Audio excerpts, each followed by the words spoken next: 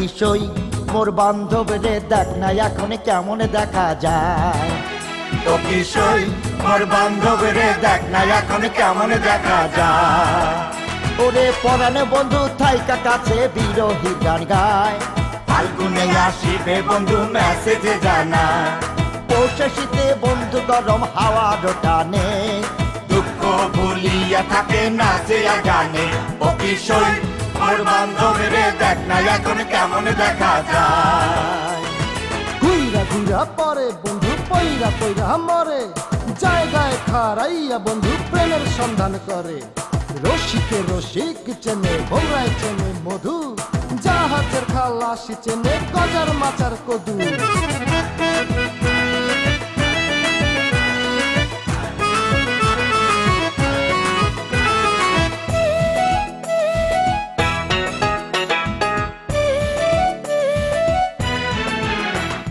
ওরে কাহার মনের কথা কাহারে জানাই কেহ বা ভাঙ্গিয়া মন রশিতে ঝোলায় দক্ষিণ হাওয়ায় তোলে মনোহারি গাছ অন্তরে বান্ধিয়া পীড়িত রাখে 12 মাস ও কিশোর মোর বান্ধবরে দেখ না এখন কেমন দেখা যায় ও কিশোর মোর বান্ধবরে দেখ না এখন কেমন দেখা যায় তোমার ইকরি বানুর সুন্দর একটা নাম দিয়েছি তাই নাকি কি নাম দিয়েছেন কি নাম দিয়েছেন নামটা ইকরি অনেক পছন্দ করেছে আচ্ছা হিজল তমা মাশাআল্লাহ পাইনা বাহ সুন্দর নাম হিজল তমা না আরে হিজল তমা হিজল এটা একটা উপন্যাসের নায়িকার নাম হিজল তমা বাহ খুব সুন্দর নাম খুব সুন্দর নাম আমি এই জায়গায় থাকবো না তো কই থাকবো আমার এই দুনিয়াতে বাইসে থাকে তো কোনো লাভ নাই তুমি আগে আগে আমার কথা দাও তুমি আমার একটু উপকার করবা তাইলে আমি এই গাছ থেকে নামবো না এই স্টেশনে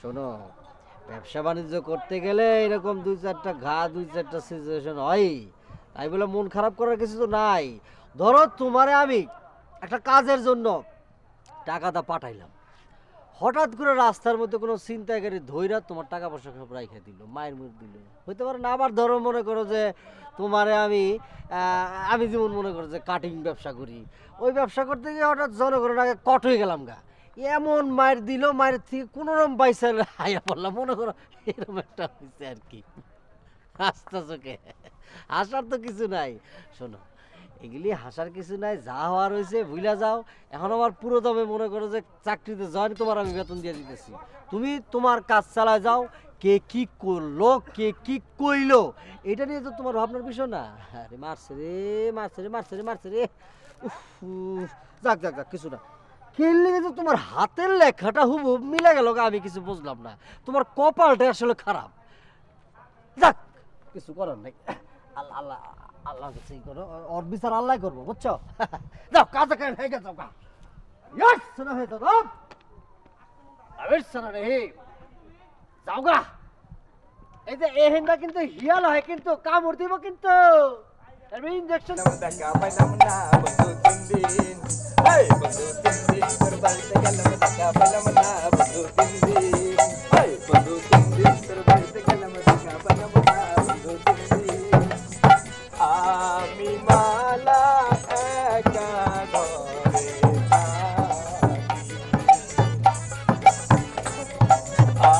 আমি মালা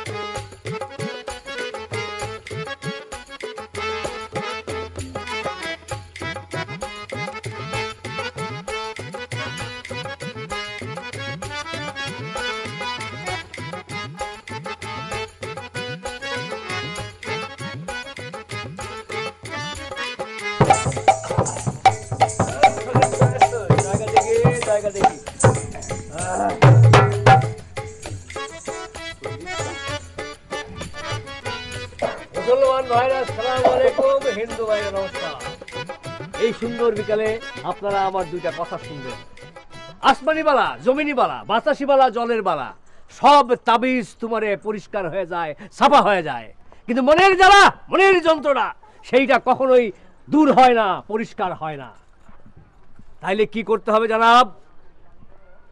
পোলায় এমন অবস্থা হয়েছে, বাবা মা শখ করে তাদের বিয়ে করাইছে, 6 মাস হয় নাই। সেই পোলা বলে বাসরাতে বলে, স্ত্রী তুমি পাশ ফিরেছো, আমার মন মেজাজ ভালো নাই। কেন জনাব? কি সমস্যা তার? আছে আছে জনাব, আছে। এই সমস্যা যৌবনের সমস্যা। এই সমস্যা সমাধান হবে না, খুব তাড়াতাড়ি সমস্যা হবে না। এই সমাধানের জন্য আমার কাছে ওষুধ আছে জনাব, গাছ গাছালি দিয়ে তৈরি এই ওষুধ। ইয়ার সানা হয় জনাব, আবির সানা রে, হেকমতি টাইগার, যৌবন শক্তির মহা ঔষধ। তার আগে জনাব আরেকটি কথা, আপনারা মনোযোগ দিয়ে আমার কথা শোনেন, কিন্তু যার যার পকেট সাবধান, পেছনে হাত দিয়ে রাখবেন, কেউ যেন হাত সাফাই করতে না পারে। এই হেকমতি টাইগার গাছ গাছালি লতা পাতা এই সব দিয়ে তৈরি। আস্তে আস্তে আস্তে আস্তে, আমার বক্তৃতা শেষ হয় না।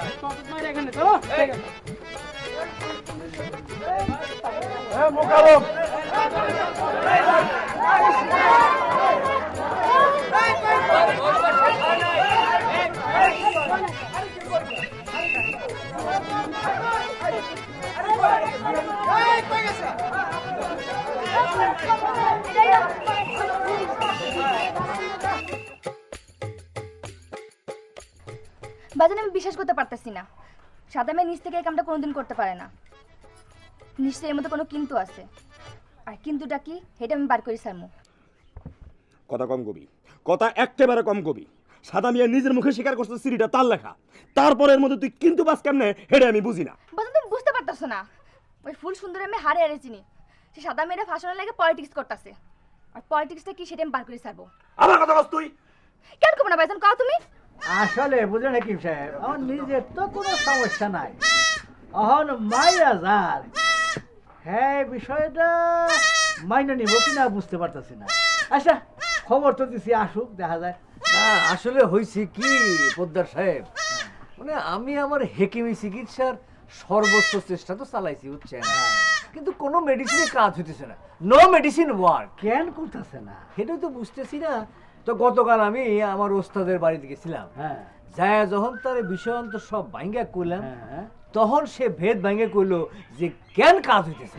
কেন কাজ হইতেছে না কোন দেখি। দাদা ডাকছো নাকি? আরে আমি তো ডাকি না, ডাকছে হেকিম সাহেব। বসো বসো। ও হেকিম সাহেব তাহলে আপনি কোন। হ্যাঁ কইতেছিলাম কি পুটিয়াদা, আমি যে তোমার কেবা ভক্তি শ্রদ্ধা করি সেটা তো তুমি জানোই।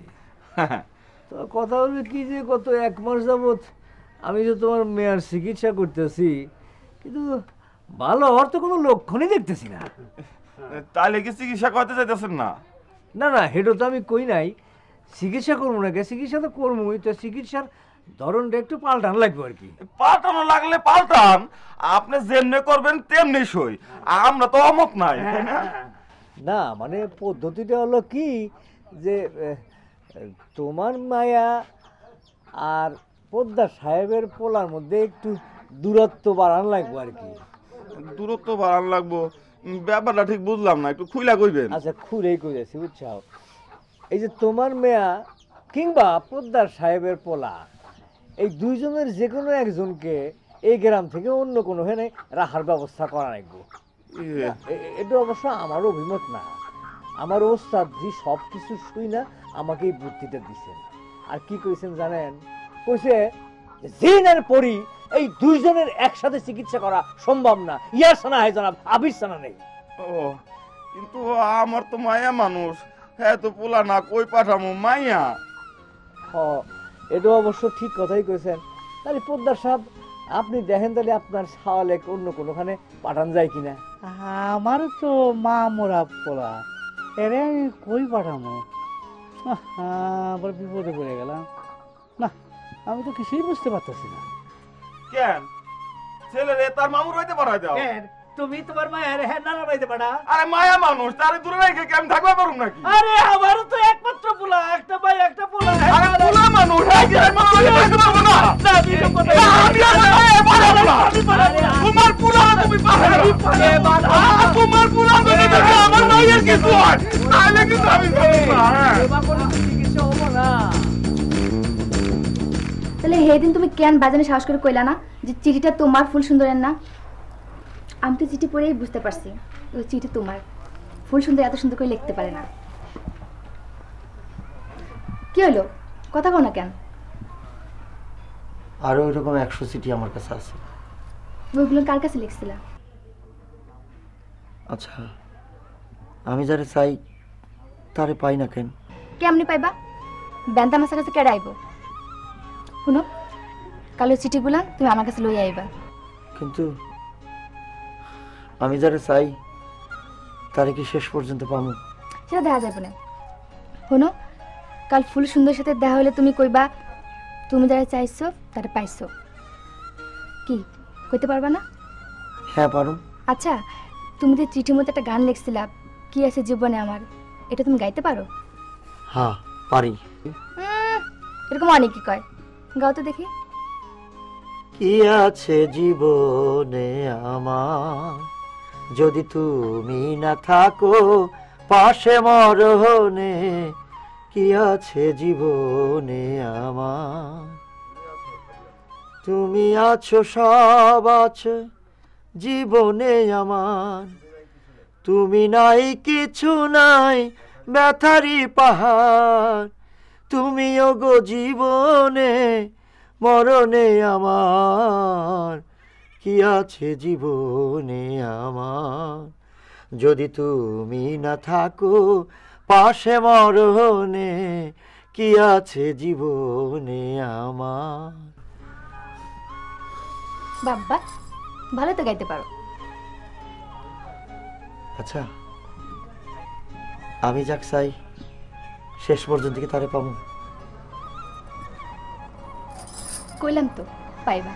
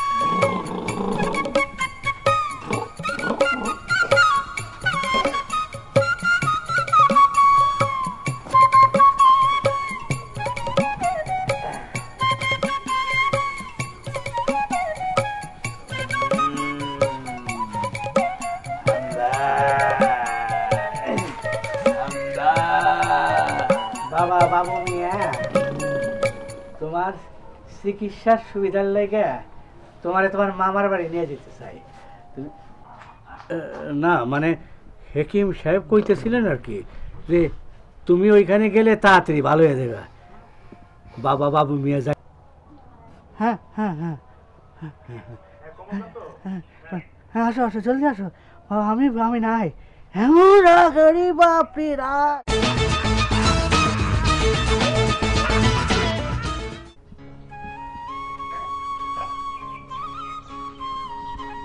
মারে মাওলা বানু,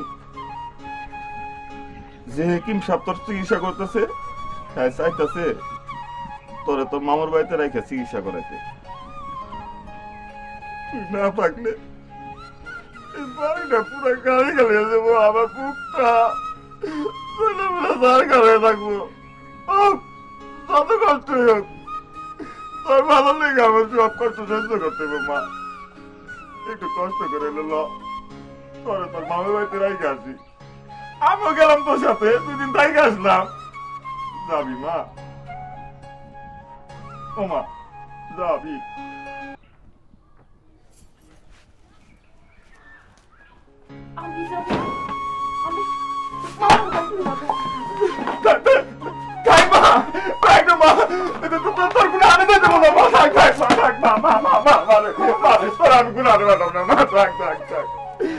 তোর গুলো আনে যাইতে বল না রে মা।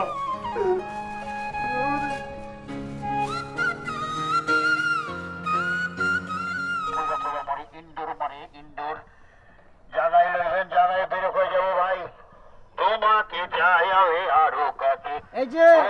সাদা এই যে তোমাকে চাই আরো কাছে কাছে আসো কাছে আসো কি কাছে বলবা আসো বলো? শোনো তুমি কি? যে এই সন্ধ্যার সময় মাইকিং করতেছো তোমাকে চাই আরো কাছে ইন্দুর মানুষ আছে কুত্তা বিলা আছে আর কি শোনো। নিব নাকি তোমার যার ওষুধ ইন্দুর পত্র? মারার ওষুধ দরকার, যার বাড়িতে ইন্দুর হয়েছে, হুম, রাত সন্ধ্যা সকাল বিকাল কোনো কথা না, আচ্ছা যখন দরকার তখন নিবই। আচ্ছা ভালো কথা, তোমার ব্যবসা তুমি করো। এখন কত হইলো? কি? তুমি তো আবার অল্প শিক্ষিত, লিটল শিক্ষিত। হ্যাঁ। এখন তুমি কি ক্লক চিনো? ক্লক ক্লক তো ক্লক চিনো না, ঘড়ি চিনো? ঘড়ি চিনি, ক্লক কিভাবে চলে, কোন দিকে চলে? যেভাবে ঘুরে ওইভাবে চিনি, ঘুরে ওইভাবে ঘুরে না, ক্লক চলে হলো ডান দিক দিয়ে এরকম এরকম করে ঘুরে। হ্যাঁ আচ্ছা, তোমারে এখন যে কাজটা করতে হবে এন্টি ক্লকের মতো একটা কাজ করতে হবে, উল্টা কাজ করতে হবে। এন্টি ক্লক তো বুঝলাম না। ও না, তুমি আগে যে কাজটা করছিলা চিঠিটা ইকরিবানুরে দিয়া, তুমি তোমার কথা কইছিলা না আমার কথা কইছিলা? তোমার কথা কইছিলাম, তুমি তো অস্বীকার করছিলা। আমার কথা কইছিলা। এখন তুমি গিয়া বলবা যে এই চিঠিটা আমি লেখছি, আবার দিবে ইকরিবানুরে, বলবা যে আমি লেখছি, এই নাও। এরপরে ইকরিবানুর ভাই আমারে ধরে ঠিক মতো পেদানি দিবে, তুমি চায় চায় দেখবা হইছে। সুদ বাদে লাভ হইলো, কি লাভ হইব? লাভ লোকসানের হিসাব তো তোমার জানার দরকার নাই, তুমি ডিউটি করবা, ডিউটি ঠিক মতন করবা, যে দায়িত্ব দিব সেই দায়িত্ব তুমি পালন করবা, বাস শেষ। এ যদি না করো, স্টেশন দেখছো ফাঁকা ময়দান, কুত্তা বিলাই শিয়াল ভর্তি, লাশ হয়ে পড়ে থাকবা, মানুষ তোমার কবর দিবে না, শিয়াল টাইনা লিয়া যাবো জঙ্গলে ভিতরে। বুঝতে পারছো? যাও যাও, তোমার জঙ্গল।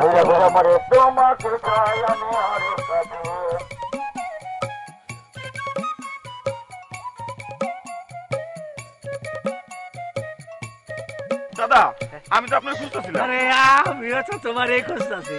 তো একটা কথা ছিল আপনার সাথে। আরে আমারও তো একটা কথা তোমার সঙ্গে। কই যাইতেছেন? ওই গঞ্জে যাবো। তা তোমার যখন এখানে পেয়ে গেলাম, তাই কথাটা এখানেই কই। হ্যাঁ কোন? না না তুমি কো। না হয়েছে কি, ওই যে আমার মায়ের ব্যাপারটা একটু কইতে চাইছিলাম। আরে আমিও তো আমার ফুলার ব্যাপারে কইতে এসেছিলাম। আপনি পোলা তাহলে তার মামুর বাড়িতে যাইতেছে? তোমার মায়া যাইবো কোন দিন? আরে বুঝতেছেন না কে, আমার মায়ের নাম কি হুদা কামে রাখছি আওনা বলু। হ্যাঁ, ওর মাথাটা পুরাটাই আওলা।